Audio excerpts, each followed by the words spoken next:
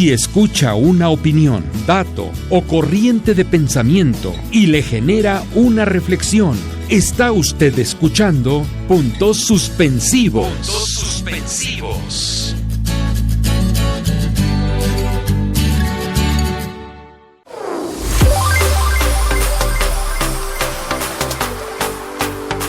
Hola, ¿qué tal? Muy buenas noches, amigos. Hoy es 24 de julio del 2017. Esto es Puntos Suspensivos. Estamos transmitiendo desde la delegación de Tlalpan, acá en el sur de la Ciudad de México, a través de la plataforma en internet de Radio AMLO. Nuestro número telefónico 55 64 25 13 74. Contamos con WhatsApp y Telegram. También estamos en Facebook en Puntos Suspensivos y en Twitter @Radio Suspensivo. Y nuestro correo electrónico es puntosuspensivos.tlalpan@gmail.com. ¿Y qué tenemos el día de hoy? Bueno, mi querido primo estuvo con la doctora Claudia Sheinbaum y nos va a comentar cómo le fue. Miguel Ángel nos hablará de la discriminación en México. Ani Serena seguirá con el tema de maltrato escolar. Roberto nos acercará al padre Solalinde, mientras que el Checo Men hablará sobre la formación de partidos políticos y los candidatos. Mirer Alzate no hablará de partidos políticos, pero sí de algo igual de tenebroso. Nos invitará al Festival Macabro. Yo soy Paco Hernández y por supuesto que estaremos con el manual del político siniestro. Y vamos a dar inicio a este programa preguntándole a mi primo que estuvo con la doctora Claudia Sheinbaum. ¿Cómo te fue, primo? ¿Qué tal estuvo el evento del día de ayer? Buenas noches, pues la verdad es que muy interesante, como siempre la doctora impresionándonos con la manera de presentar sus proyectos, de platicarnos. Y bueno, como bien dices, el domingo pasado estuve presente en el foro La Ciudad que Queremos en la colonia Pedregal de Santo Domingo, Coyoacán. Ahí estuvieron platicando diferentes representantes de las colonias y pueblos de la delegación de Coyoacán. Expresaron a la doctora Claudia Sheinbaum las preocupaciones y necesidades de sus comunidades. La doctora estuvo atenta en todo momento, escuchando y haciendo anotaciones de lo que le puntualizaban los representantes. En síntesis, habló de Andrés Manuel López Obrador, también habló del actual jefe de gobierno, específicamente del tema de Tláhuac. También habló acerca de 4 ejes para rescatar la ciudad de la esperanza: innovación, sustentabilidad, igualdad o equidad y una nueva relación entre pueblo y gobierno. Por último, y quiero recalcar muy bien, reafirmó que desea ser jefa de gobierno. Cito textualmente: imagínense el mejor de los escenarios posibles, Andrés Manuel López Obrador, presidente de México, y Morena gobernando la ciudad. Ahí sí, como diría Delfina, nos iría requete bien. Muy bien, pues les dejo una parte de lo que fue el evento de la doctora. Vamos a escucharlo. Cuando Andrés Manuel López Obrador fue jefe de gobierno en el 2000, que planteó que esta ciudad iba a ser la ciudad de la esperanza, poca gente le creía. Si nos recordamos, era la historia en donde en los estados no querían que los chilangos nos fueran para allá. Era la época en que esta era la ciudad más insegura, con mayores problemas. Y cuando él dijo esta va a ser la ciudad de la esperanza, la gente se voltea a ver incrédulo. En 2005, cuando él dejó la ciudad para irse a la candidatura presidencial después del desafuero, esta era la ciudad de la esperanza. ¿Por qué? Porque por primera vez se destinó el recurso de nuestros impuestos para mejorar las condiciones de vida de la ciudadanía. Recordamos a Andrés Manuel por los programas sociales, por la pensión a adultos mayores, que hoy está estancada. Hay que esperar 1 año, 2 años para que llegue la pensión a aquellos que ya se la merecen, a pesar de que sea por ley. El programa de madres solteras, de apoyo a jefas de familia, prácticamente desapareció. El programa de apoyo a discapacitados prácticamente desapareció. Solo queda lo que dejó en el 2005-2006. Pero Andrés Manuel también creó 16 preparatorias en la Universidad Autónoma de la Ciudad de México, hospitales, centros de salud. Creó el Metrobús, les dio más viabilidad al metro a través de la compra de trenes. Poca gente sabe que hubo más inversión en el metro de la ciudad durante Andrés Manuel que en los segundos pisos, porque se compraron más metros, más trenes para la línea 2, de tal manera que más gente se pudiera transportar en una compra absolutamente transparente. Se hicieron los segundos pisos gratuitos, bajó la contaminación de la ciudad en 30%, es decir, esta ciudad se convirtió en la ciudad de esperanza. Y en este último periodo, en realidad ha sido regresión tras regresión. Inició con la represión a los estudiantes, con las marchas en apoyo a los 43 desaparecidos de Ayotzinapa, y esta división, este divorcio entre pueblo y gobierno cada vez ha sido mayor. El asunto aquí es gobernar con honestidad, de cara a la ciudadanía y utilizando el recurso para lo que realmente se necesita. Y eso es lo que no ha ocurrido en la ciudad. Se acabó esta relación entre ciudadanos y gobierno. Tenemos una jornada todos los sábados que llamamos Tepio, en donde todos los funcionarios delegacionales tienen que ir a trabajar junto con los trabajadores de la delegación. Y no solo es una relación con la ciudadanía, sino también es una mística de trabajo distinta. En el momento en que la jefa delegacional se pone a barrer, igual que el trabajador de limpia, se crea una relación muy distinta entre trabajador y autoridad. Y yo digo que rescatar la ciudad de la esperanza requiere hoy en la ciudad 4 ejes, que son los que estamos planteando, y voy a explicarlos. El primero es innovación, voy a explicar qué queremos decir con ello. El segundo es sustentabilidad, que tiene que ver con el tema del medio ambiente. El tercero es igualdad o equidad. Y el cuarto es una nueva relación entre gobierno y ciudadanía. Bueno, antes que eso, hay que parar este desarrollo inmobiliario absurdo que hay en la ciudad. Eso creo que entre gobierno y ciudadanía tiene que ver con este distanciamiento que existe ahora. Se ha creado, así como habla Andrés Manuel, de la clase política que se ha divorciado del pueblo.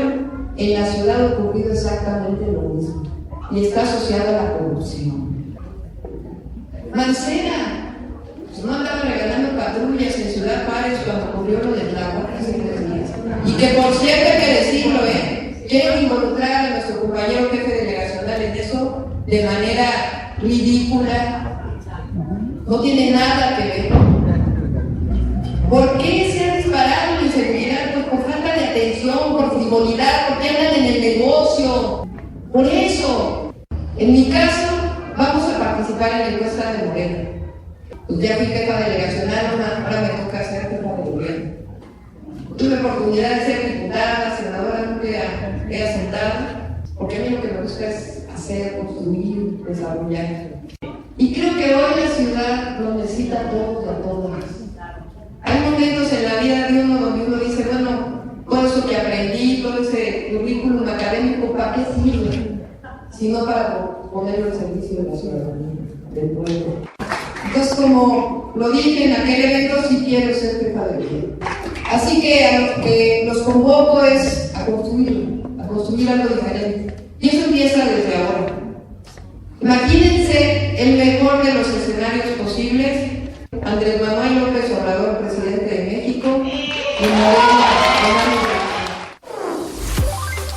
¿Qué tal? ¿Qué les parece lo que dice la delegada Claudia Sheinbaum? Pues se ve que trae un programa bastante completo, ¿verdad? Hubo bastante gente, ¿verdad, Héctor?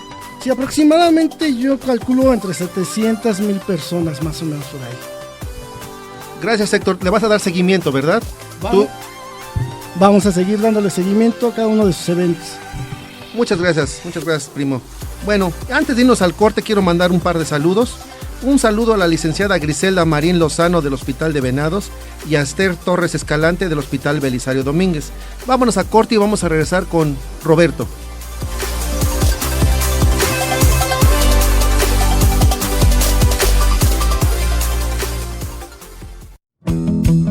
En Tlalpan se reconoce la experiencia y la sabiduría de los adultos mayores. Por ello, apoyamos su integración para darles los incentivos apropiados, fortaleciendo 70 colectivos de personas adultas mayores y ofrecerles la atención que requieren con paseos, convivencias, actividades físicas, cursos de capacitación, talleres, ferias, entre muchas actividades más. Nuestra prioridad es quienes más lo necesitan. En Tlalpan, caminando juntos en tierra firme.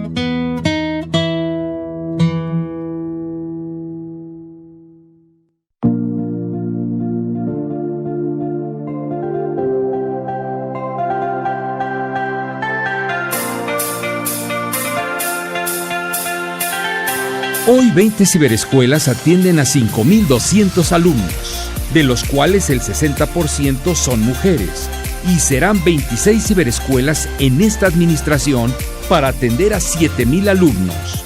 Este programa único en el país demuestra que en Tlalpan es posible brindar el acceso a la educación gratuita y de calidad. En Tlalpan, el derecho a la educación se hace realidad. En Tlalpan, caminando juntos en tierra firme.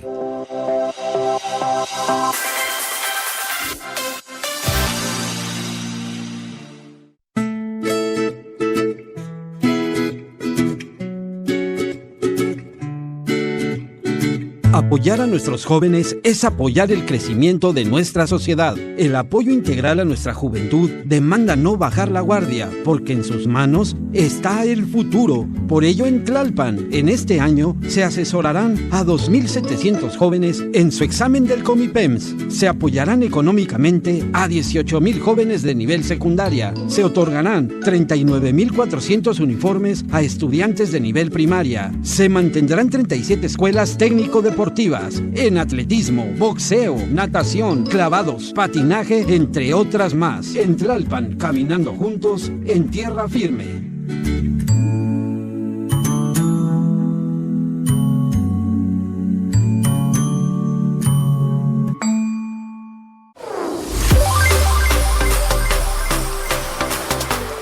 Muy buenas noches amigos, soy Roberto González y agradezco que continúen con nosotros. Como ven ustedes, este programa tiene información muy interesante. Si acaba de sintonizarnos, les recordamos que estamos transmitiendo vía internet desde Tlalpan al sur de la Ciudad de México. Nuestras vías de comunicación para que se pongan en contacto y conviertan esta transmisión en un verdadero diálogo son el teléfono 55 64 25 13 74. Se los repito despacio para que tomen nota y nos llamen. 55 64 25 13 74. Nuestro correo electrónico es puntosuspensivos.tlalpan@gmail.com. O si prefieren las redes sociales, estamos en Facebook como Puntos Suspensivos. Este es un buen medio para recibir sus comentarios. Recuerden que este esfuerzo radiofónico lo hacemos ustedes y nosotros, y así juntos rompemos el cerco informativo. Agradecemos los mensajes y felicitaciones que nos han hecho llegar. Enviamos saludos a José Luis Juárez, que cada semana nos escucha desde Puebla. Muchos saludos. Lorena Vázquez nos sugiere que hablemos de lo sucedido recientemente en Tláhuac. Lorena, en los próximos programas abordaremos este tema. Amigos, no dejen de visitar nuestra página en Facebook, Puntos Suspensivos, y darle like. En ella encontrarán las noticias y avances de los programas, así como las alternativas para escuchar programas pasados. Así como ellos, ustedes también pónganse en contacto enviándonos un correo a puntosuspensivos.tlalpan@gmail.com. ¿Y qué les parece, amigos, si vamos a un espacio musical con la melodía que Miguel Aguilar nos ha preparado? Gracias, Roberto. Pues mira, quiero aprovechar este momento para enviar un saludo muy especial a un grupo de amigos de la infancia y adolescencia con los que recién pude reencontrarme gracias a la tecnología. Ellos son mis amigos de la secundaria 125, Pablo Casals, Grupo A, generación 83-86. Espero que alguno esté escuchando y va un abrazo con mucho cariño hasta Cuernavaca, a los que andan por la Ciudad de México, a los que buscaron su destino en otro país, Estados Unidos, Canadá y España. Saludos a todos ellos, y justamente en recuerdo de esa década de los 80s, es mi propuesta musical. Este grupo se llama The Waterboys y ellos hicieron esta canción que en algunos conteos llegó a ser considerada la mejor de la década. The Hole of the Moon con The Waterboys para todos ustedes.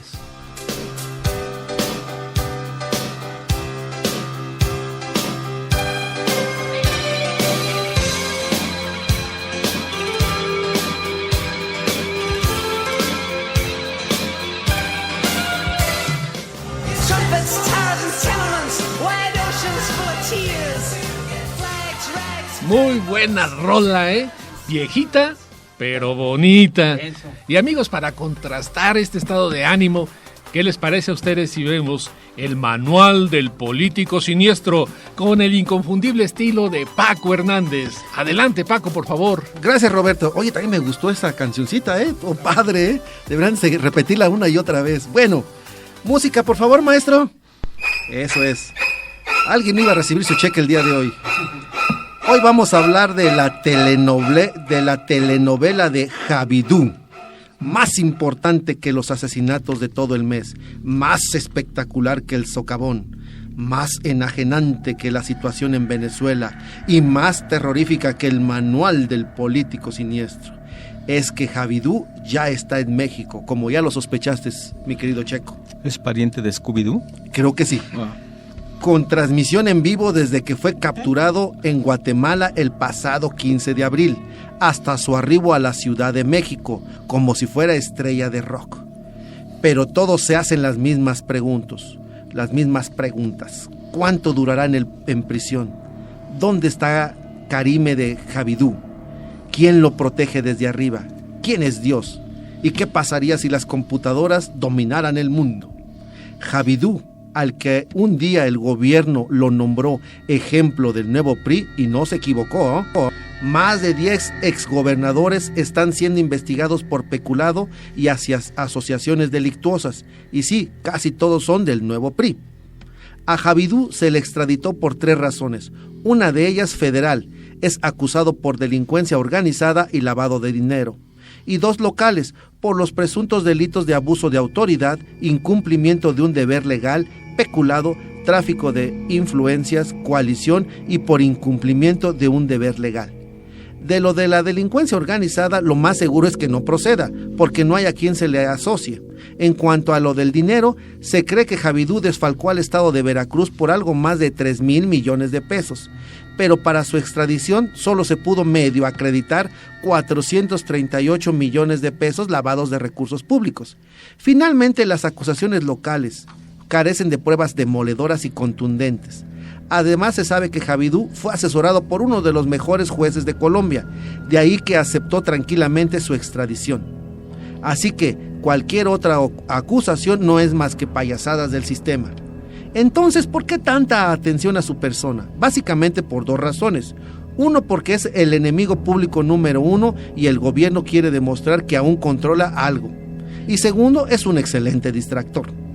Pero aquí en el manual del político siniestro, que tampoco hemos leído los principios del PRI, ni ellos, estamos aceptando apuestas. La mayoría de los jugadores dicen que Xabidú llegará al 18 en la cárcel, pero poco después estará cenando en Europa con su familia. Y esta va para ti, mi querido Checo, porque ya sé que tu familiar es un tal narcotraficante o algo así, ¿no? Pues un Chapo Guzmán, no sé cómo se llama, algo así, ¿no? Dicen las malas han lenguas. Visto juntos. Mira, pero si tú tienes un familiar incómodo, abre el manual del político siniestro en la sección Xabidú es inocente y sigue los siguientes pasos. Apúntale, por favor. Número 1. En caso de que te obliguen a meter a la cárcel a tu familiar, envía a 3 patines a acusarlo. Número 2. Si es muy incómodo, mándalo a vivir a Atlanta, junto a la familia de Ricardo Anaya. Allá nadie los molesta, ya vistes. Número 3. Regálale un partido de oposición para que lo puedas acusar en televisión. Ahí te luces, ¿no? Número 4. No olvides tomar tu medicamento para el olvido, o sea, olvida todo hasta que termine su gobierno, luego finges que no lo conoces. Número 5. Si incomoda al partido, expúlsalo. Nadie quiere a un corrupto en el partido, sobre todo cuando ya no tiene presupuesto, ¿de dónde va a salir, verdad? Número 6. Pero antes de defender a la nación, no se te olvide pasar la charola. Recuerda que el revolucionario no vive de aire, sino de la corrupción, maestro, por favor. Y número 7, vamos a citar al mismísimo filósofo. Y como dice Javidú, paciencia, prudencia, verbal contingencia, dominio de la ciencia, presencia o ausencia, según conveniencia. Me lleva la estupidencia, la verdad, ¿eh? Y bueno, hasta aquí llegó el manual del político siniestro, que está súper feliz porque la calificadora Standard & Poor's mejoró su calificación de México, pasando de negativa a estable. ¿Qué significa esto? No tengo la menor idea, pero todos los medios de comunicación lo dicen. Debe ser importante, ¿verdad, Checo? Así es, compañero. Gracias, Roberto, te regreso los micrófonos. Pues muy bien, Paco. Oye, yo creo que sí, el exgobernador de Veracruz, el innombrable ahora Javier N. Así es. Pues lo vamos a ver viviendo algunos años en la sombra, ¿eh? Pero de los pinos. Exacto. Bueno, amigos, pasando a otro tema, es el momento de escuchar la agenda social, ese espacio que Ani Serena nos comparte y nos hace reflexionar sobre los aspectos de la vida diaria y que nos pueden hacer mejor persona. Ani, ¿qué nos has preparado para hoy? Gracias, Roberto. Sí, el día de hoy les traigo la segunda parte del maltrato escolar. Y buenas noches, querido auditorio, les continuaré hablando de esta problemática en las escuelas. Veremos cuáles son los factores causales o favorecedores del maltrato escolar que mantienen en el tiempo este tipo de conductas. Estos factores se distribuyen en diferentes ámbitos. Iniciaremos con el ámbito familiar. ¿Qué pasa en la familia? Cuando los padres tienen una actitud emotiva, negativa, carente de afecto hacia sus hijos, incluso de rechazo. El grado de permisividad de los padres ante la conducta agresiva del niño. Deben aprender dónde se encuentran los límites a su conducta y las consecuencias que obtendrán por su incumplimiento. Métodos de afirmación de la autoridad. El uso del castigo físico y maltrato emocional. Este tipo de métodos generará más agresividad. La violencia engendra violencia. Periodos de crisis o de transformación de su contexto familiar. Acontecimientos traumáticos, enfermedades, etc. Ahora el ámbito personal. El agresor. Falta de control que tiene este agresor es impulsivo, consumo de diversas sustancias, aprendizaje de conductas violentas en los primeros años de vida. Con la víctima. Desviaciones externas, es decir, rasgos que pueden singularizar a la víctima y hacerlo distinto. Por ejemplo, obesidad, gafas, estatura, color de piel, manera de hablar, etc. Pero estos rasgos no son siempre elementos desencadenantes de ataques a las víctimas que las porten.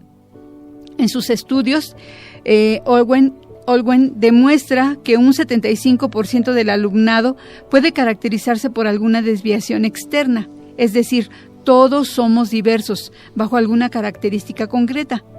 En este sentido, las desviaciones tendrán un papel mediador o en el inicio de los ataques, pero no decisivo a la hora de agravar, desarrollar, salir o solucionar el problema. ¿Qué pasa en el ámbito escolar? Bueno, pues los frecuentes cambios de colegio por distintas causas, desde razones objetivas como el cambio de residencia familiar, a las provocadas por las dificultades de integración social del alumnado. Chicos y chicas de nuevo ingreso en el centro educativo que provienen de contextos escolares muy diferentes o cuya integración está siendo difícil. Modificaciones importantes en los cursos, como consecuencia del cambio de profesorado, del cambio de etapa o ciclo, etc. Sistema disciplinario laxo, inconsistente, ambiguo o extremadamente rígido. ¿Qué pasa en el ámbito social? Bueno, pues el contagio social es, así le llamaremos, el modelo que actúa en un grupo e influye en todos los espectadores, pero en especial en aquellos que carecen o no tienen formado un espíritu crítico, son inseguros, dependientes y no cuentan para el resto de los compañeros. En estos casos, por contagio social, adoptan el modelo observado. Difuminación de la responsabilidad individual. Al actuar un grupo o acompañado de otros, reduce los sentimientos de culpa que se producirían en solitario. Cambios en la percepción de la víctima. Si la víctima acumula insultos, ataques continuados, etc., se le termina percibiendo como a alguien a quien no le importa que se le hagan esas cosas. con poco valor y de alguna manera como merecedora de la culpa, lo cual disminuye la culpabilidad en el agresor. Medios de comunicación se han convertido en un contexto educativo informal de gran importancia en el desarrollo y aprendizaje de nuestros niños y jóvenes. Por sí solos no pueden explicar la violencia infantil y juvenil, sino que la visión de programas violentos socialmente aceptados pueden agregarse a otros factores de riesgo. El 28% de los niños de 14 años que ve la televisión durante 3 horas al día incurren en conductas agresivas, frente al 6% de los que solo la ven 1 hora, independientemente de que los contenidos que han visto sean o no violentos. Finalmente, y no por ello menos importantes, los valores de la propia sociedad. Existe gran distancia entre los puntos de partida en que está gran parte de la población y la meta que se les presenta como deseable. Valoración de poder, éxito, bienes de consumo, la violencia como herramienta de uso corriente en los medios y sobre todo la desmedida violencia por los grupos delincuenciales que hacen mella en los valores de los jóvenes. La recomendación aquí es que la familia completa se integre a una terapia familiar que les permite entender esta dinámica, tanto si tienen un hijo acosado como un acosador. ¿Cómo ves, Roberto? Pues mira, lo veo muy grave, pero tú nos estás dando luz sobre la estructura que tiene el maltrato. Nos has dicho los factores que intervienen, qué factores lo desencadenan más, pero la raíz está en la familia. Por supuesto. Y dentro de la familia vemos a los padres que no están capacitados para educar a un hijo. Creo que por ahí empieza la raíz y ahí es donde deberíamos atacarlo primero. Las consecuencias de esa falta de preparación por parte de los padres las vamos a ver en la escuela, como bien nos dices, pero también a lo largo de toda la vida de estas personas. No, además, Ani, algo que es muy importante es que a veces los papás ni cuenta se dan, ¿no? Ni si el hijo es víctima o victimario, ¿no? Y eso también es grave. Yo creo que un llamado muy importante es justamente a estar al tanto de los hijos y de las señales que bien mencionas, ¿no? Sí, y una de las situaciones que se observan es que el Estado se ha ocupado de mantener muy ocupados también a los padres, pues tratando de tener la economía necesaria, y ambos, papá y mamá, salen a trabajar, a veces descuidando mucho a los hijos, y por supuesto no se darán cuenta de esta situación, de lo que acontece en la escuela. Tocaste un punto esencial y tal vez en otro programa podamos abordarlo. Mira, es toda una filosofía. ¿Por qué los papás, los dos, tienen que trabajar? ¿Por qué no hay tiempo de calidad para los hijos? En fin, ya te estás metiendo mucho en el modelo neoliberal. Y ahí, a lo mejor por ahí encontramos alguno de los orígenes. Y bueno, amigos, vamos a cambiar un poco de tema. ¿Qué les parece a ustedes? Amigos, el tema del que quiero compartir con ustedes el día de hoy es sobre un personaje sin el cual miles de seres humanos, y no estoy exagerando, estarían en situaciones infames o de plano muertos. Me refiero a los migrantes. Y este personaje es importantísimo en la defensa de estas personas, que como lo habíamos comentado en pasados programas, cuando tocamos el tema de desplazados y refugiados, estas personas se ven en la necesidad de emigrar a otro país, emprendiendo una ruta casi infernal. Miles de personas que intentan cruzar México son secuestradas, violadas o pierden la vida en uno de los viajes más peligrosos del mundo. Durante el trayecto, están expuestas estas personas a sufrir abusos a manos de funcionarios de los servicios de migración, agentes de policía, militares, traficantes de seres humanos y bandas criminales. Personajes como del que vamos a hablar hoy, con sus acciones hacen pequeños oasis en este desierto de peligros. Me refiero al padre Alejandro Solalinde. Para conocerlo, me voy a permitir citar la magnífica entrevista que Elena Poniatowska le hace y que publican en La Jornada. No solo el gobierno mexicano persigue a Alejandro Solalinde, sacerdote católico de 72 años, defensor de derechos humanos, también el episcopado mexicano lo persigue con saña.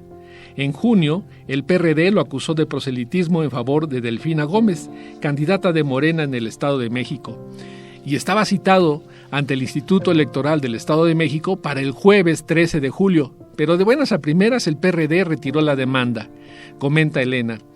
Muchos habríamos acompañado a Solalinde a declarar, fundador del albergue para migrantes, Hermanos en el Camino de Ixtepec, Oaxaca.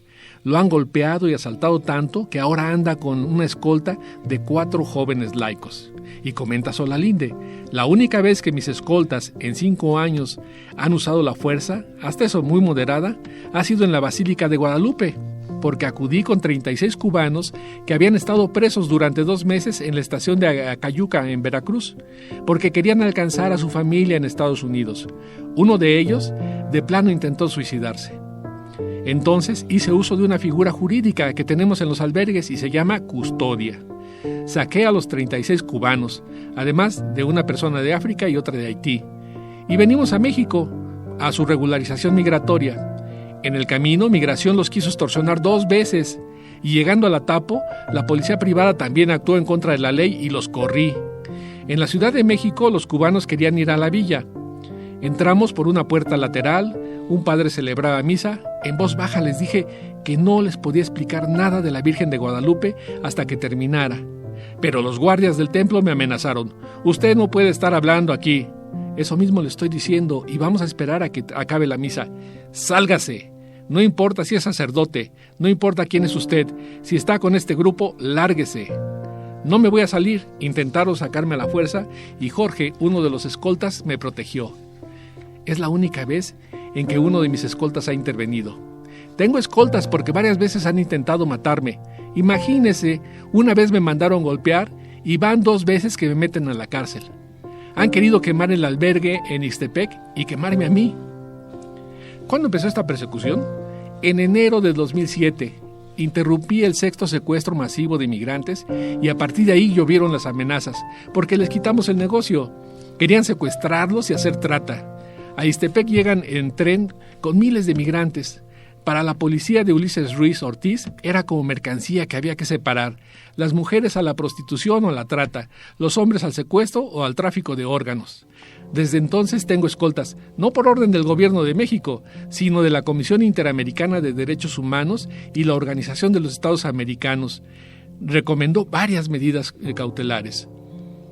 Son 4, 3 hombres y una mujer adventista, Salomé. Los otros 3 son católicos muy respetuosos. Qué casualidad que mientras en México el gobierno pretende eliminar a Solalinde, como hace con los periodistas que denuncian la corrupción, los abusos y las malas políticas migratorias, el Papa Francisco lo apoya. El Papa me recibió muy bien. Un empleado del Observatorio Romano me dijo, el Papa lo conoce y lo va a saludar en este sitio, y me situó en la primera fila. 2 veces pasó personal del Vaticano para checar que estuviera en primer lugar. El Papa llegó derechito a mí. Santo Padre, soy el Padre Solalinde que trabaja con los migrantes en México. Él se rió conmigo. Sí, lo sé. Lo conozco a usted y conozco su trabajo. Continúe. Sé que no es fácil, pero continúe. Le pedí que orara por la violencia en México y respondió que estaba orando. ¿Y por qué lo conoce el Papa, Padre Solalinde? Escribió un libro que editó la Conferencia Episcopal Italiana, también otro sobre el Reino de Dios que editó Buena Prensa de los Jesuitas. La periodista laica italiana Lucia Capucci publicó Los narcos me quieren muerto, México, un cura contra los traficantes de hombres. Porque viajó al albergue de Ixtepec en México y platicó conmigo. En 2 ocasiones fui a Italia y Lucía aprovechó para entrevistarme y también mantuvimos una comunicación telefónica. Luego, Luigi Sciotto, todo un personaje de autoridad moral, fundador de un movimiento ciudadano en Italia que logró liberarse de la mafia italiana, hizo el prólogo que me gustó muchísimo. Lucia Capucci escribió este libro siguiendo el Evangelio de San Mateo, porque es su preferido. En realidad, a mí el Evangelio que más me impacta es el de San Marcos, porque presenta a Jesús joven, siempre en conflicto. Me gusta porque es muy realista, muy cortito y muy concreto, y expone la vida del chavo Jesús, que sale de un problema y ya se mete en otro. Su vida es un solo conflicto hasta que muere. Es el único evangelio que no tiene conclusión, porque Marcos quiere dejársela al lector. La conclusión sería darse cuenta que el reino de Dios es el que nos salva en medio de la ceguera humana. La experiencia que tuve en Italia fue fantástica. Allá tuve oportunidad de convivir con muchos sacerdotes, religiosas, obispos, arzobispos. Imagínense, aquí no voy a un lugar y con trabajos me pueden saludar porque no están muy acostumbrados a que un sacerdote haga una autocrítica de la iglesia y señale cosas que para mí son importantes. Por ejemplo, ¿qué sacerdote le va a estar recordando a los obispos sus responsabilidades? No es que esté por encima de ellos. Soy el último en la escala administrativa, pero tengo conciencia y he estudiado la historia de la iglesia y me ha costado aceptar el Vaticano II para acá. En este año cumplimos 10 años de la Quinta Conferencia Episcopal Latinoamericana, la del Santuario de la Aparecida, Brasil. En Brasil, los obispos afirmaron que estamos muy mal como iglesia, tan mal que de plano tenemos que recomenzar desde Jesucristo. Somos una iglesia clientelar, igual que el PRI. Amigos, la respuesta a esta pregunta y otras más las conoceremos en el siguiente segmento. Así que estén pendientes. Y bueno, amigos, si no saben a dónde ir o qué hacer en estos días, los invito a que escuchemos las recomendaciones de Mirel en la agenda cultural. Adelante, Mirel, por favor. Bueno, amigos, yo les tengo una propuesta súper padre que es del Festival Macabro. Se da a conocer las fechas del Festival Macabro para este año, el cual será del 16 al 27 de agosto, con 13 sedes por toda la ciudad. Se presentarán retrospectivas del terror posapocalíptico y posesiones. Va a haber mesa de zombies, taller de creación para niños. Las retrospectivas de este año se enfocan en películas que muestran un espectro más amplio de la posesión en el cine de terror. Mesa de zombies. Tendrán una mesa dedicada al terror zombie en la literatura. Cadáveres vivos, los muertos vivientes vistos por la literatura mexicana. Talleres para niños, presentado por la Sociedad Macabritos. Los niños tienen una fascinación natural por el género del terror. El miedo es emocionante, divertido y estimula la imaginación de forma muy especial.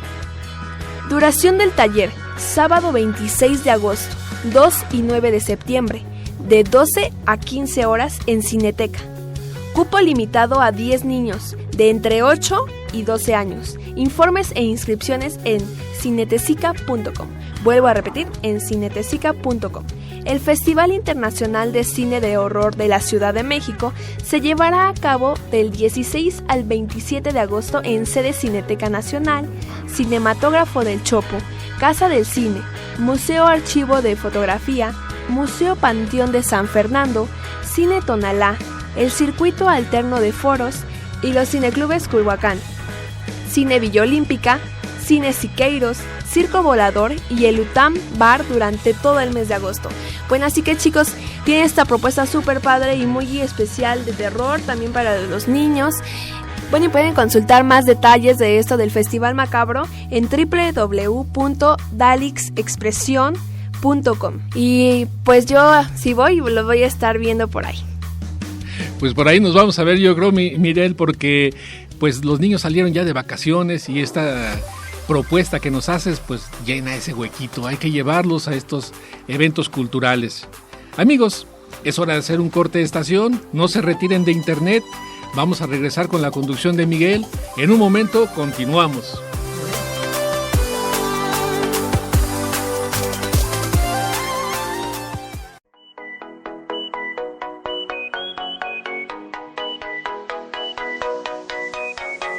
En Tlalpan se ha consolidado la Escuela Campesina. En la Secundaria Técnica Agropecuaria número 57 de Topilejo, se vinculan docentes y estudiantes con los productores rurales de la zona. Este proyecto se promovió por la administración de la Delegación de Tlalpan al enlazar a la Universidad de Chapingo y la Universidad Autónoma Metropolitana Unidad Xochimilco, y lograr diseñar 22 módulos de capacitación que permitirán incrementar la productividad. En Tlalpan, caminando juntos en tierra firme.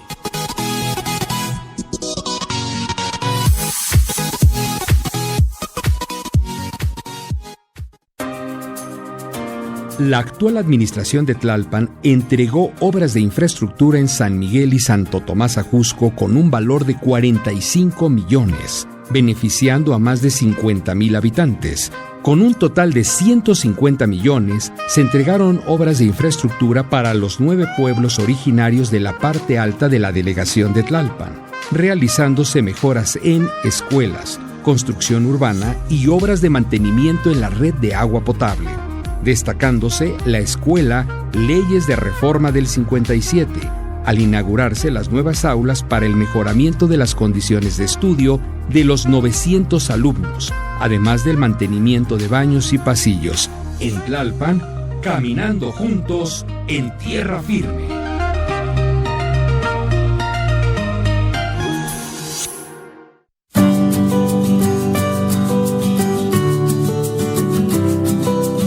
El objetivo: erradicar la violencia de género en la delegación de Tlalpan. ¿Cómo? Formar un equipo de calidad de 110 defensoras de los derechos de la mujer, para brindar la capacitación de calidad a 3,000 mujeres en materia de prevención de violencia de género. Si vives algún tipo de violencia por ser mujer, intégrate y defiende tus derechos. En Tlalpan, caminando juntos en tierra firme.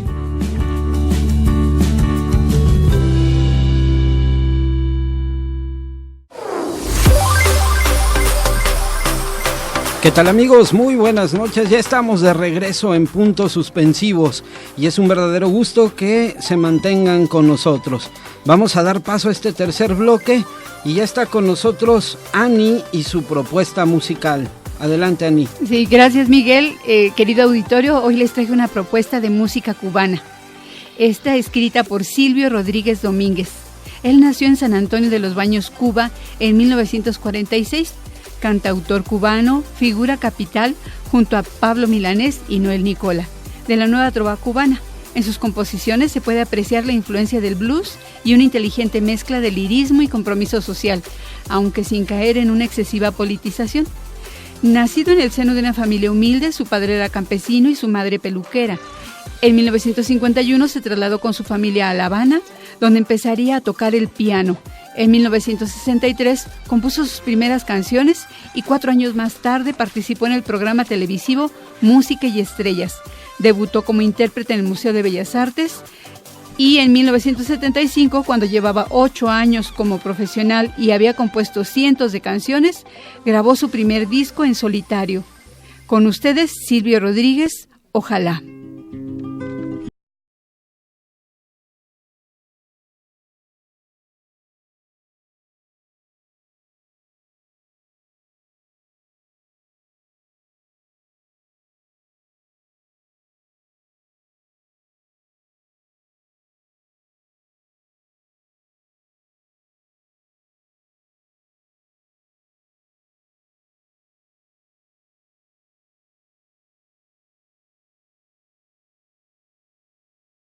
Ojalá.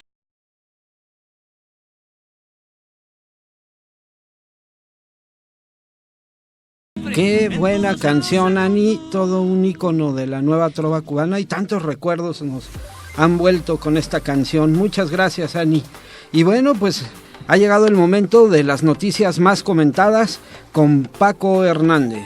Gracias, Miguel Ángel, y hoy tenemos la mayoría son del INE, fíjate. ¿Por qué será? Ahorita te las platico para que escuches y tú me digas qué piensas de ellas. Número 1, el INE no se decide a anular las elecciones en Coahuila. En lo que parece ser un intento más por evitar la nulidad de las elecciones de Coahuila del pasado 4 de junio y la violación a las normas electorales, el pasado 10 de julio nuevamente se dejó en suspenso la decisión del INE a pesar de que todas las fórmulas posibles arrojan el mismo resultado. Tanto el gobernador electo Miguel Ángel Riquelme, del PRI, y quien fuera el candidato del PAN a la gobernatura, Guillermo Anaya, rebasaron los topes de gastos de campaña, lo que constituye una causal de nulidad de la elección.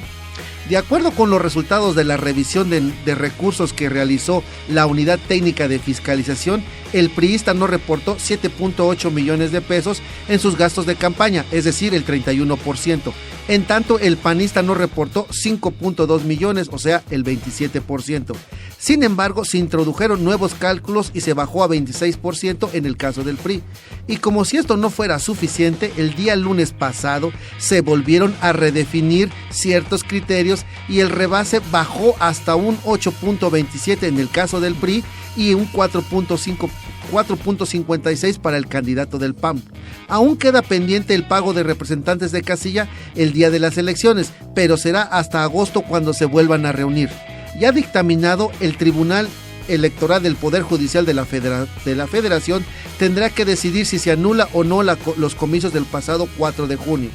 Por su parte, el representante del PRI consideró que tal decisión será revertida por los magistrados, aunque por el momento ya fueron multados el PRI con 918,000 pesos por la utilización de los monederos electrónicos Mi Monedero Rosa, Mi Monedero y Mi Tarjeta de Inscripción durante la contienda electoral. ¿Cómo ves, Roberto? Pues sí deberían de anularlos, pero a los consejeros, porque están haciendo un pésimo trabajo. Bueno, entonces esta noticia está de acuerdo con lo que tú acabas de decir. Número 2, piden renuncia de todos los consejeros del INE. Emilio Álvarez y Casa, coordinador de la agrupación Ahora, denunció que instituciones democráticas del país como el INE han sido secuestradas por parte del PRI y sus intereses rumbo al 2018. En conferencia de prensa el pasado martes exigió la renuncia de quienes integran el Consejo General para dar lugar a una nueva conformación de autoridades en el INE, con personas que generen y recuperen la confianza, garantizando la celebración de elecciones libres y equitativas, cuyo proceder sea apegado a los principios constitucionales de la función electoral, especialmente el de independencia e imparcialidad, personas capaces de ejercer con autonomía todas las facultades que la legislación ofrece. Particular atención requiere el cese inmediato de Eduardo Gursa Curiel, titular de la Unidad Técnica de Fiscalización, quien ha dado sobradas muestras de incompetencia y complicidad. Una vez más, durante el 2017 hemos advertido, dijo Álvarez y Casa, como desde la Presidencia de la República y desde los gobiernos de los estados en donde se celebraron elecciones, se llevaron a cabo prácticas contrarias a la Constitución y a la ley para favorecer al Partido Revolucionario Institucional y sus aliados. En los casos de Coahuila, Nayarit y el Estado de México, advertimos cómo la administración local y federal actuaron como maquinarias electorales al servicio de los intereses partidistas. La forma y las razones a partir de las cuales el INE determinó la improcedencia de nuestra denuncia nos ha permitido atestiguar cómo la mayoría de las y los consejeros del INE han validado la omisión de la Unidad Técnica de Fiscalización, quien, entre otras cosas, tardó 30 días en la admisión de la queja. No citó a declarar a funcionarios públicos claves en la denuncia que presentamos, no citó a declarar a las empresas que aparecen en la denuncia, como es el caso de OHL, no investigó el destino de recursos públicos por transferencias ilegales desde el gobierno federal al gobierno del Estado de México, permitió que en la unidad de inteligencia financiera de la PGR le negara los reportes de disposiciones en efectivo, no exigió al gobierno encabezado por Erubiel Ávila información que permitiera vincular el padrón de beneficiarios de programas sociales con las tarjetas de débito Banorte que fueron reveladas en nuestra denuncia. Es decir, no llevó a cabo una investigación exhaustiva y renunció a ejercer las facultades y atribuciones que la Constitución y la ley le confieren y le demandan, digo yo. ¿Cómo ves? Ay, no, pues es que esta unidad de fiscalización, yo creo que están usando un método que en mi rancho le llaman el tanteómetro. ¿Cómo es ese? Pues al tanteo y con distinto rasero dependiendo del partido. Yo creo que eso es lo que hacen. Aunque finalmente a la que benefician es al gobierno en el poder, ¿no? Al partido en el poder. Claro, por eso es otro rasero. Así es. Número 3. Nuevos lineamientos del INE prohíben a Obrador salir en spots.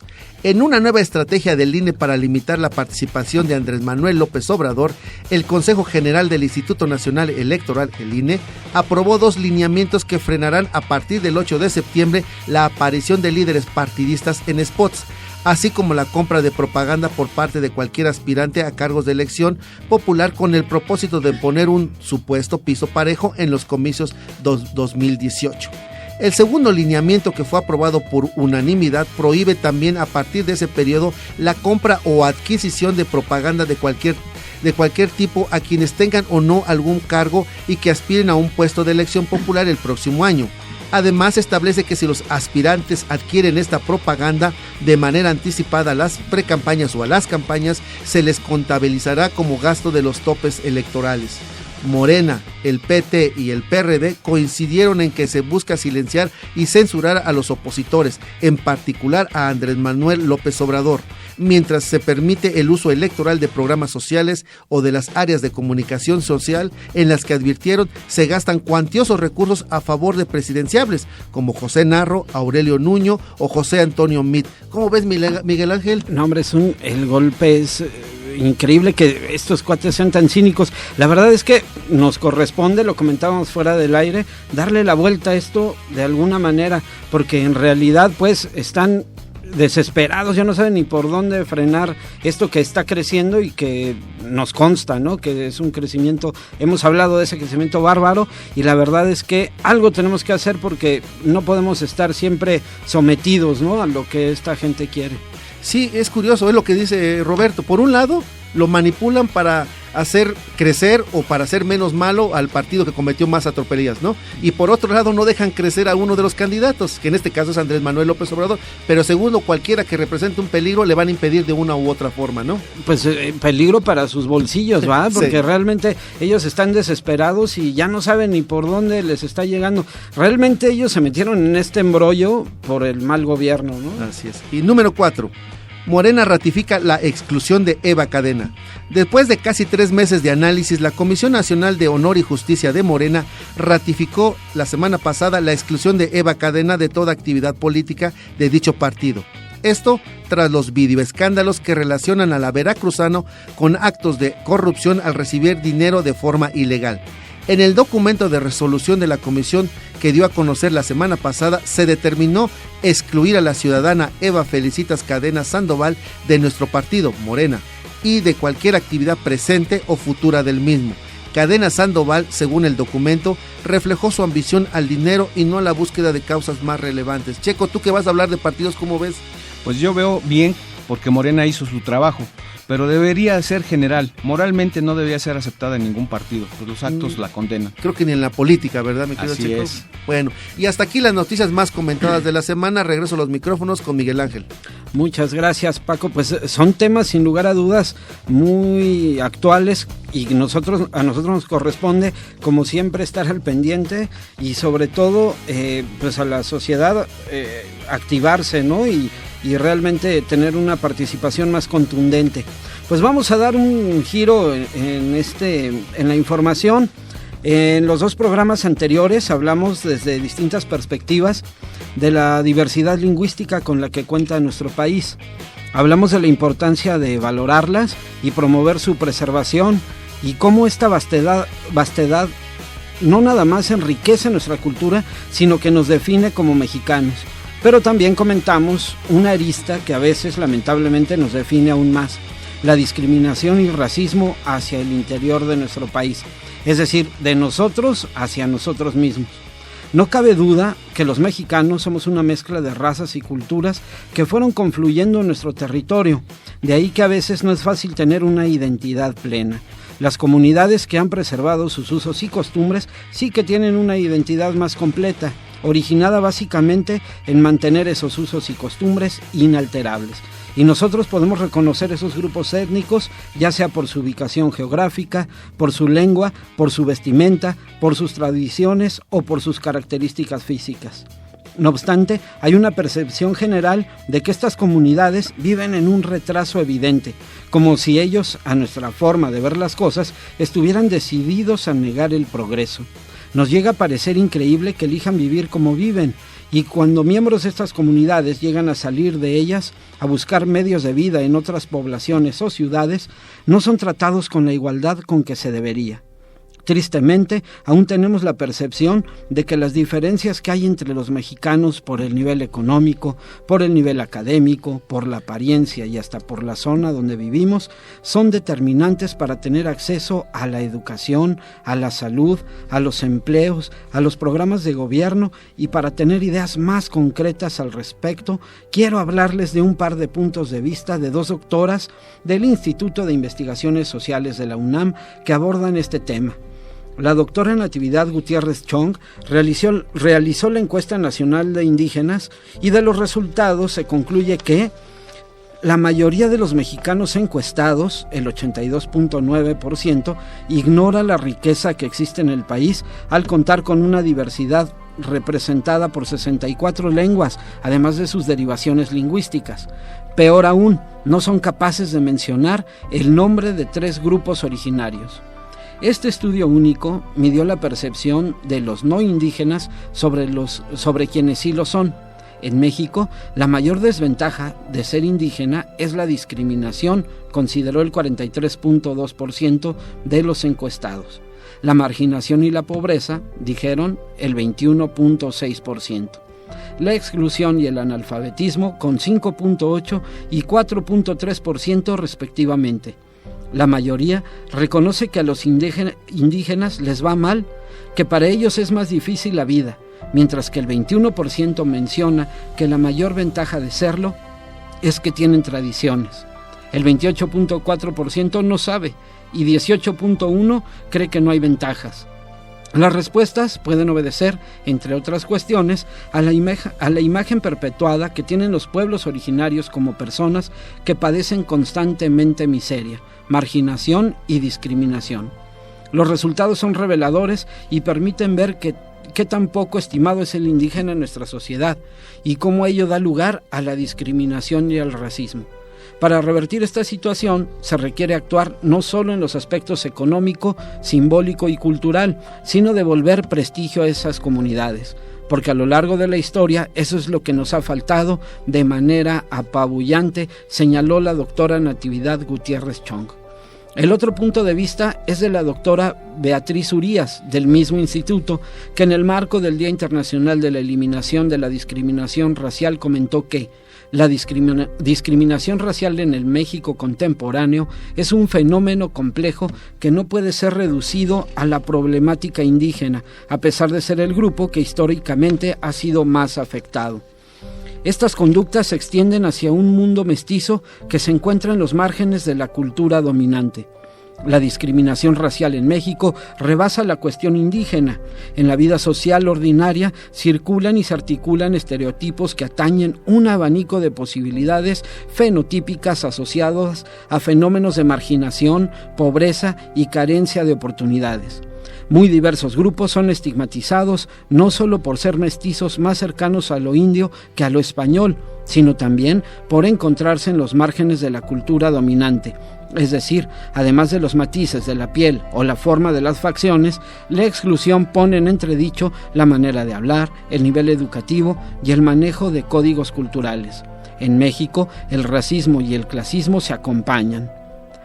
Como podemos ver, este tema es complejo y retrata de cuerpo entero una problemática añeja en nuestra sociedad. Para darnos cuenta, les platico que la encuesta que les comenté es del año pasado, mientras que las palabras de la doctora Urías son del 2012. Me parece que las cosas no han cambiado mucho en 5 años. Este es un trabajo de resistencia, de concientización y de mucho empeño. Parte de la transformación que requiere nuestro país empieza justamente ahí, en la posibilidad de ser una sociedad incluyente, sin diferencias por el aspecto, género, condición social, nivel económico, ideología, usos o costumbres.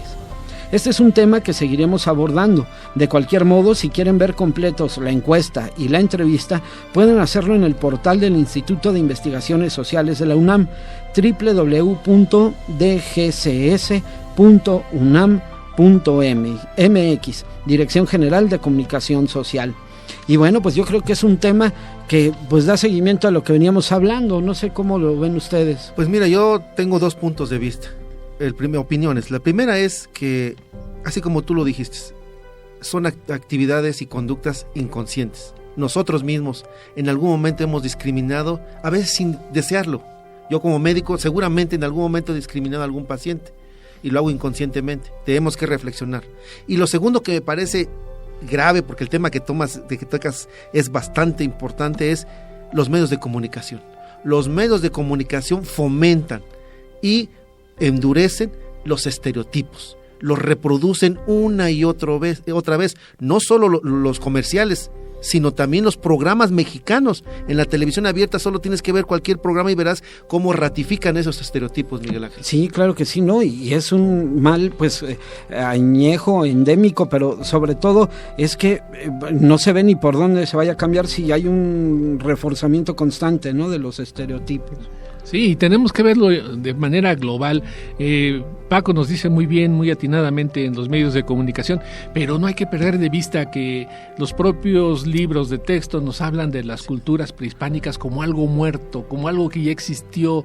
Por eso están en los libros de historia, dando por hecho que esas culturas no existen. Con eso impiden que se visibilice a todas las etnias que están en nuestro país. Exacto. No, y sobre todo, ¿sabes qué? No nada más lo vemos como historia, sino lo vemos como algo que no tiene que ver con nosotros, ¿no? Cuando realmente, pues nosotros somos justamente una mezcla, ¿no?, de esas culturas. Y bien, hace rato también comentábamos de este estudio que recientemente sacaron, donde se comprueba, pues, que hay la creencia de que el color de piel dictamina el éxito que puedas tener, ¿no? Realmente somos una sociedad que en ese sentido estamos atrasados, ¿no? Pues no sé, Miguel Ángel, el tema es riquísimo. No sé, yo delante de todo mundo te quisiera comprometer a seguir con el tema porque me parece que hay mucho que platicar al respecto. Sí, ¿no? Vamos a seguir tratando el tema, sobre todo para ir desmenuzando toda esta problemática que la verdad es que yo siento que es la base de muchos problemas que tenemos en la sociedad, ¿no? Pero bueno, vamos a pasar a otro tema. En la agenda de salud, Ani nos había prometido continuar con el tema de obesidad y bueno, pues adelante, Ani. Gracias, Miguel. Sí, en agenda de salud hablamos de obesidad la vez anterior y les había prometido que en esta ocasión también lo traemos, este mismo tema. Y ahora les haré alusión al reportaje de Carolina Gómez Mena. Este reportaje se llama Niños Actuales, primeros con menor esperanza de vida por obesidad, que el día de hoy aparece en el periódico La Jornada. Muy interesante, por cierto, espero que les guste. Ciudad de México.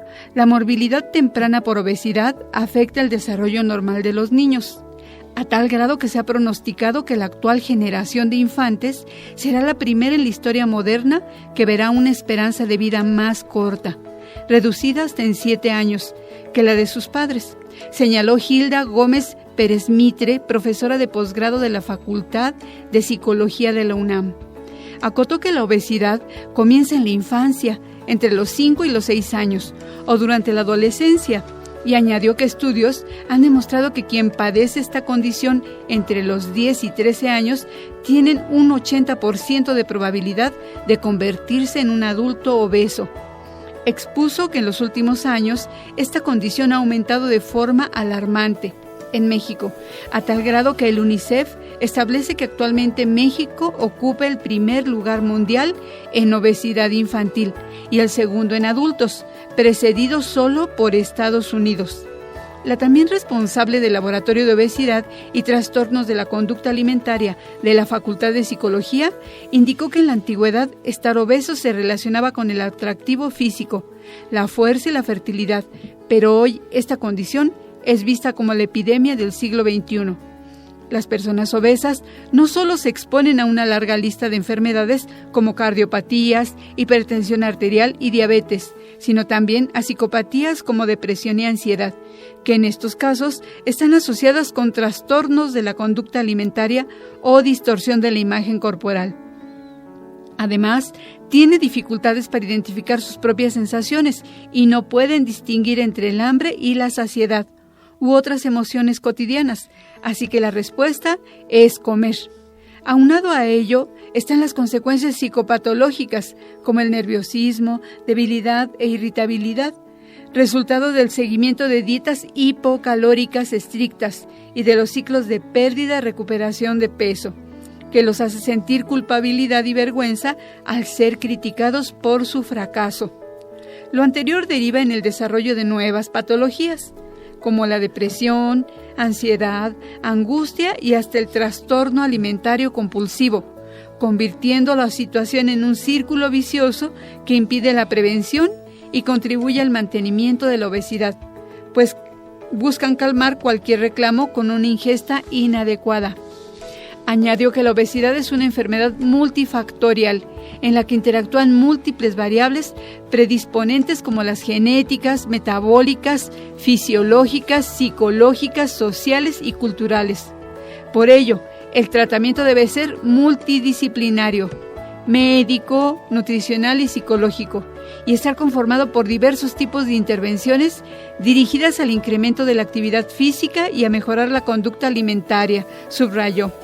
Y bueno, aquí nosotros en el programa les recomendamos que si existe alguna situación así en casa, en su familia, pues que asista a su sistema de salud, a que lo evalúen de inmediato para que cambien esas dietas que pudieran estar en un momento a tiempo de tener otro tipo de síndromes como el síndrome metabólico, que por supuesto trataremos en un siguiente programa. Pues sí, Ani, nuevamente tocas un tema de salud, un problema de salud muy importante. Y a mí hasta me enfada comentarlo. Tenemos el diagnóstico. ¿Dónde está el tratamiento? También tenemos las políticas. El Plan Nacional de Desarrollo lo menciona, y en particular lo de la obesidad. Pero ¿dónde ya la instrumentación que llega donde debe llegar para ir acabando con ese flagelo? Es muy importante. Más adelante tú nos hablarás de otras complicaciones de la obesidad, pero las complicaciones y los factores de riesgo están ahí. Es un problema gravísimo que ya debería de estar instrumentándose.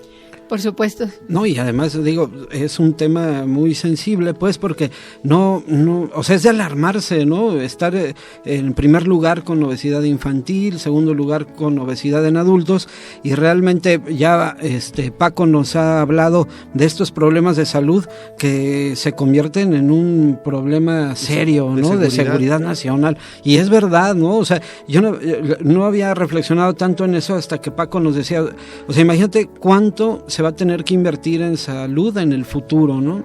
No sé si vamos a darnos abasto, pero debemos de poner pues cuidado con estos temas, ¿no? Sí, por supuesto, esto también tiene que ver con el tipo de régimen que tenemos, ¿verdad? Neoliberal, de consumismo excesivo. Sí, claro. Sí, que nadie se preocupa por las condiciones, ponen activación temprana a los niños, o sea, creen que con 5 minutos de activación va a cambiar algo, cuando en el recreo pues comen lo que quieren, ¿no? Entonces, digo, es políticas públicas, pero requieren una atención inmediata y seria, ¿no? Sí. Pues vamos a estar al pendiente, Ani, y muchas gracias. Gracias, Paco, y vamos ahora a la propuesta musical de Checo Men. Ya me adelantó que va, y no sé si tenga algo que ver, pero le envío un saludo a Fabiola, porque ¿qué crees que mañana es nuestro aniversario de bodas, Checo? Muchas felicidades. Felicidades. Les dedicamos esta canción. Creo que no tiene nada que ver con esta canción, pero me acordé. Bueno, se los vamos a dedicar a los abuelos y a los bisabuelos jóvenes y jóvenes. ¿Ibas a comentar algo, Paco? Sí, que hay que felicitar a Fabiola, ¿no? Muchas felicidades. Es difícil, ella ha aguantado todo, ¿verdad? Así es difícil. Bueno, esta pieza musical es un cambio drástico, 180 grados en el género que se ha estado manejando, y bueno, estamos invitando a todos nuestros radioescuchas a que se comuniquen al 55 64 25 13 74 por si no les gusta, pero de todas maneras se la dedicamos a Miguel. Es un... dígame. No, iba a decir, sí, ¿por cuál vota? Ándale, me parece muy buena propuesta. Entonces, escuchemos Perfume de Gardenias con la Sonora Santanera.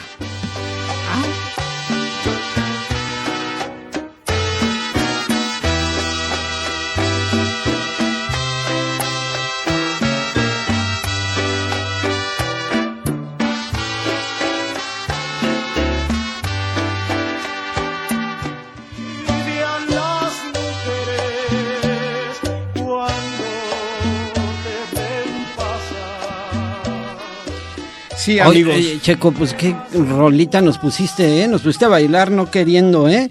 Y la verdad es que sí, no tiene nada que ver, pero sí me acordé, fíjate. Qué bueno. Pero bueno, muy bien, amigos, pues a este ritmo vamos a ir a nuestro último corte de estación. Estaremos de regreso con la conducción de Checo Men. Así es.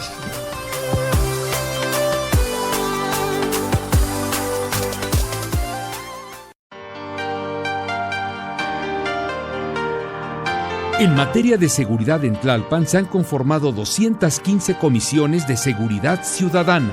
en áreas de mayor índice delictivo o donde la ciudadanía lo solicite. Personal de seguridad, ciudadanos y representantes de la Jefatura de Gobierno se unen para rearticular redes solidarias que promuevan la prevención y disminución del delito. Estrategia que le ha permitido a Tlalpan estar entre las primeras en reducción de delito denunciado, ya que en 2015 se encontraba en los últimos lugares. En Tlalpan, caminando juntos en tierra firme.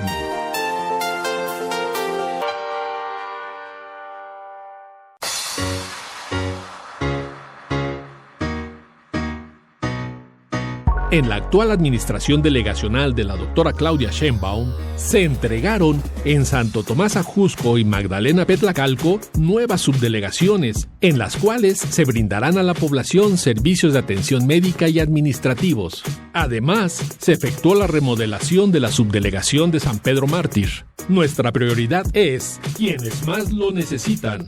En Tlalpan, caminando juntos en tierra firme.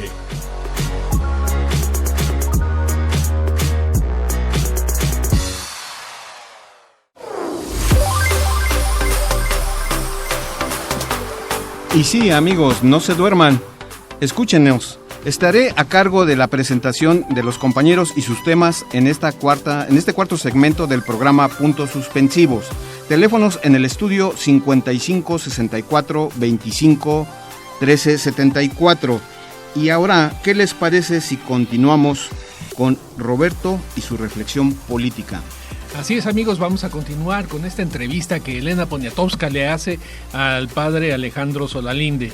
Y dice así el padre: en Brasil los obispos afirmaron que estamos muy mal como iglesia, tan mal que de plano tenemos que recomenzar desde Jesucristo. Somos una iglesia clientelar. ¿Igual que el PRI? Sí, igualito. La pastoral que tenemos es solo de conservación, de mantenimiento a través del culto, pero no se está haciendo una verdadera evangelización, una educación en la fe. Tanto los 160 obispos del tiempo de Benedicto XVI como los de Bergoglio, el Papa actual, tiene que declarar nuestro continente en estado permanente de misión. ¿A qué equivale? El continente, eclesiásticamente hablando, es una zona de desastre. Han pasado 10 años y los obispos no han cumplido. No los hubieran hecho. Si lo hubieran hecho, no tendríamos el México que tenemos hoy. No me quieren, aunque varios me respetan. ¿Lo denuncia usted, padre, a costa de su vida? A costa de lo que sea.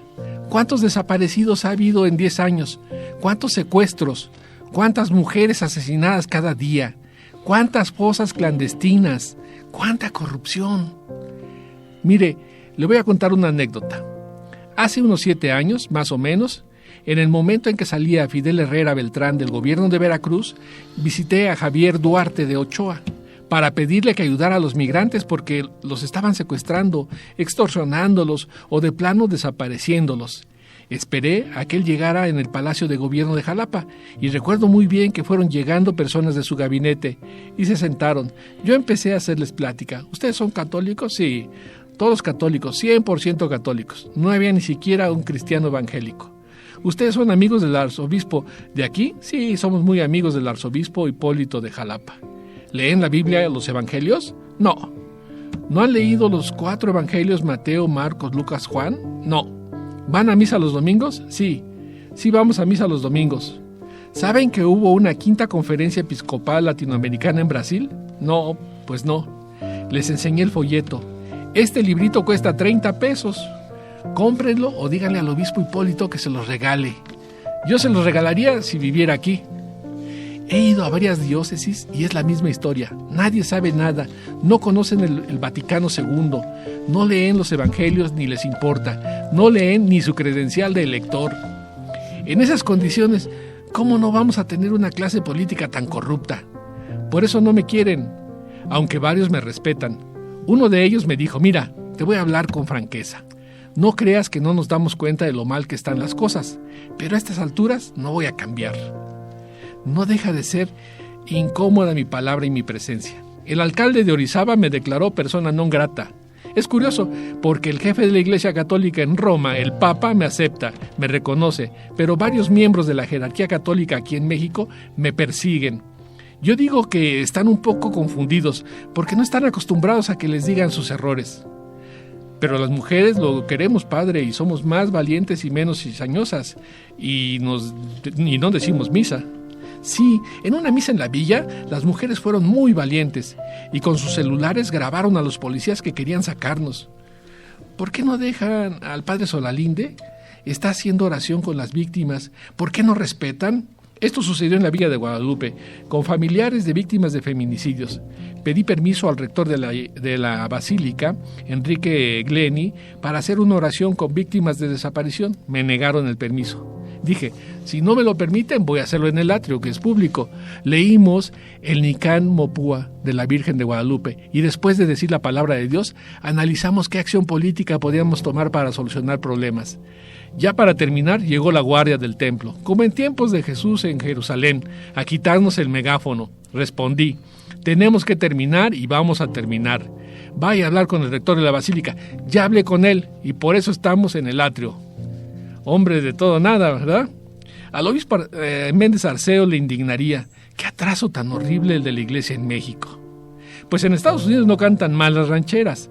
En Georgia me pidieron que celebrara misa y tenía todo, cartas del obispo, documentos, y se negaron, porque no había ido a saludar al obispo. Desde entonces, a donde quiera que voy, primero busco a los obispos. Algunos me reciben, otros no. Ya tenía cita con el de Aguascalientes, pero como declaré que los obispos deberían ser personas sencillas, cercanas a la gente, caminar con el pueblo y no con el poder, ya no me recibió. En Ciudad Obregón, Sonora, tampoco lo hizo el obispo Felipe Padilla Cardona, a diferencia del Papa, que me puso en primera fila.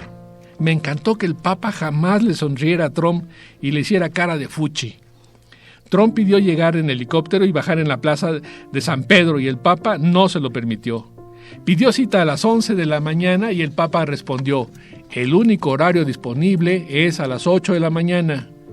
No hay antecedentes en la diplomacia vaticana de haber recibido a nadie a esa hora, pero el Papa estipuló, a las 8 o nada.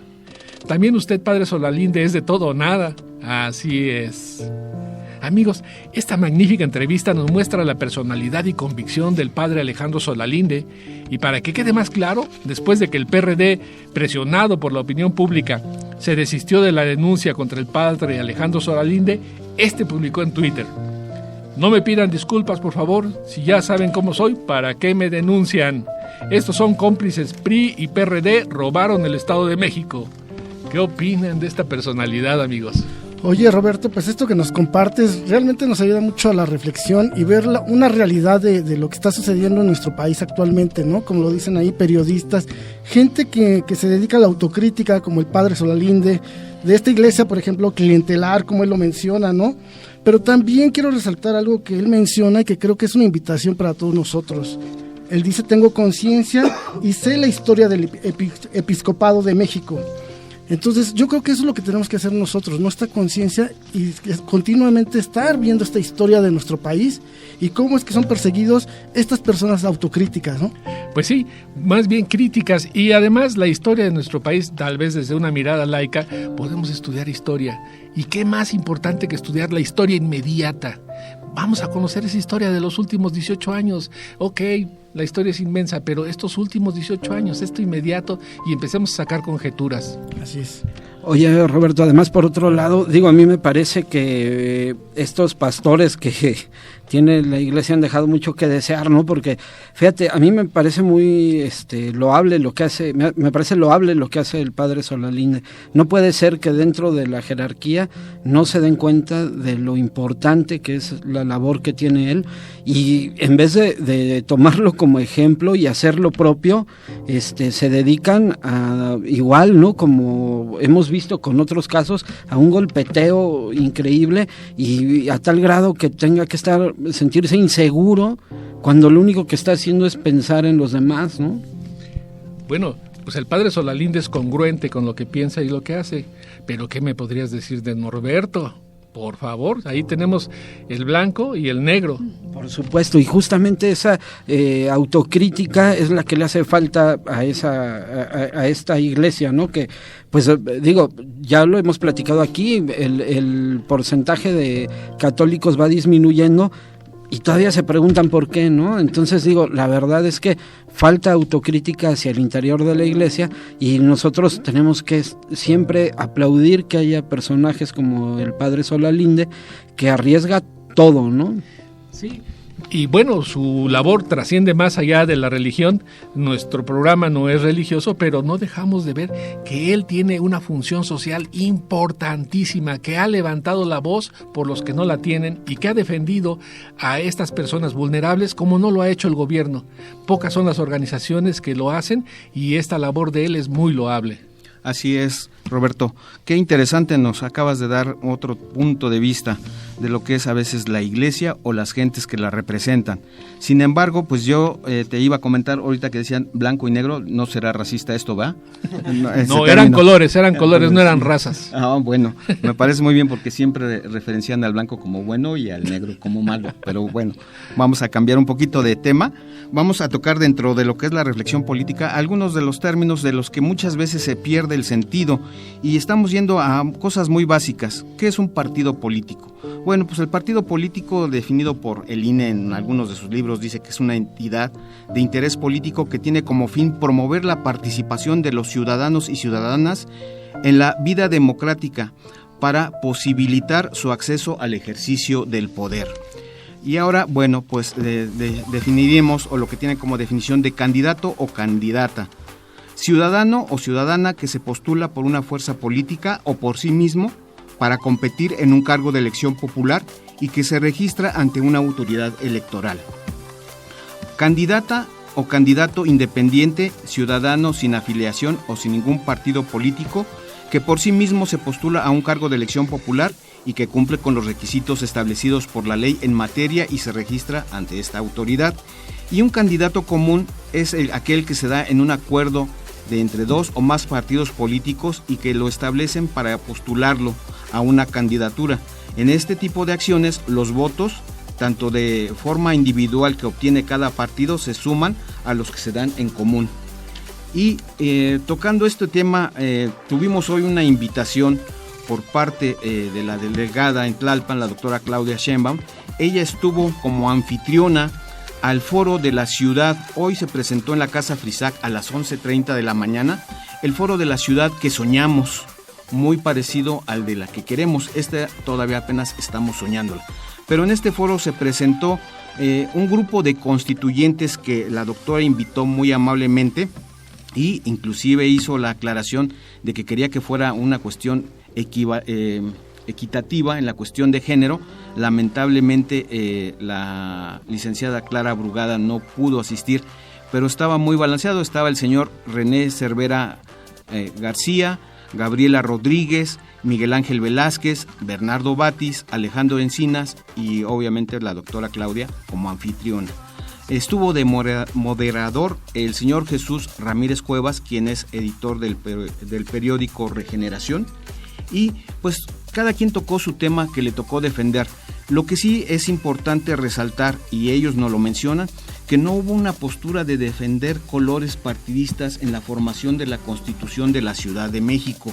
Eso nos llamó a muchos la atención porque ellos mencionan que casi 95 de los 100 diputados constitucionalistas se brindaron así a su trabajo en defensa de lo que son los derechos de los ciudadanos. En términos generales, cada quien habló de lo que le tocó defender. En el caso de las personas que se tomaron un poquito más de tiempo, como la señora Gabriela Rodríguez, habló de los derechos de la mujer y de la cuestión de género, transgénero, homosexuales, lesbianas, y hay otros términos que no alcanzo yo todavía a asimilar, pero así lo manejó ella. Dijo que ella está en defensa de los derechos de la ciudadanía y de la equidad de género. Fue muy tajante ella porque dice que hubo partidos o gentes que representaron algunos partidos que querían intervenir en la tribuna para coartar los derechos de la mujer a base de los derechos de la vida. Sin embargo, bueno, ella dijo así textualmente: sobre mi cadáver yo defenderé los derechos, y fue aplaudida por todos y bueno, aceptado. Lamentablemente todos mencionan sobre la impugnación de la Constitución. Esta Constitución, que está conformada por todos ellos, parece mentira, pero está impugnada por algunos partidos que consideran que las mismas gentes que lo representaron en la formación no representaban los intereses que ellos querían. Y finalmente, bueno, pues todos estamos pidiendo que se tome en consideración que esta Constitución debe ser sin ningún temor expuesta para que todos los ciudadanos la conozcamos y la defendamos. Eso es lo que ellos nos piden. Hay que defender nuestros derechos y nuestro respeto a la ciudadanía. Por otra parte, hicieron mención que tiene un reconocimiento por la ONU por ser una Constitución muy incluyente, que además creo que es la primera de estas características que se da en América Latina. Y bueno, este es prácticamente el temario que yo tenía. No sé si tengan alguna pues inquietud que me mira, Checo, a mí lo que podría rescatar de todo esto es que el espíritu de los constituyentes de esta Constitución de la Ciudad de México, pues prevaleció el bien común, el bien de la sociedad, y ya se ve después la mezquindad de algunas autoridades de gobierno y de algunos partidos que ahora quieren modificarla porque no les gustó cómo quedó. Así es, y mira que fue hecha por los ciudadanos. Así es. No, bueno, y además, los tiempos ya, más bien el tiempo va pasando, esto ya tiene que darse a conocer, ¿no? No sé si hablaron de eso, Checo. Bueno, de hecho, ellos ya están promocionándolo, ya tienen impresa, ya se están repartiendo las constituciones en los lugares donde se están presentando, inclusive las obsequian y hay que pedirlas. Le van a dar una dotación a la delegación para que yo creo que la ciudadanía los pide. Y bueno, pasando a otro asunto que nos ocupa, vamos a escuchar la melodía que nos va a proponer Paco. Pues mira, mi querido Checo, el pasado jueves falleció Chester Bennington. Él es el cantante y líder, o era el líder del grupo Linkin Park, y de alguna forma tiene relación con la muerte de Chris Cornell del mayo pasado. Entonces, ¿qué les parece si les propongo que escuchemos una canción de Linkin Park, que es Crawling, pero con Chris Cornell? Es un evento especial, ¿de acuerdo? Y se los vamos a dedicar a toda la gente que va manejando en este momento con esta lluviecita para tranquilizarles. ¿Qué te parece, Checo? Puros fallecidos tocas, pero me parece muy bien. La necrología, vámonos. Así es.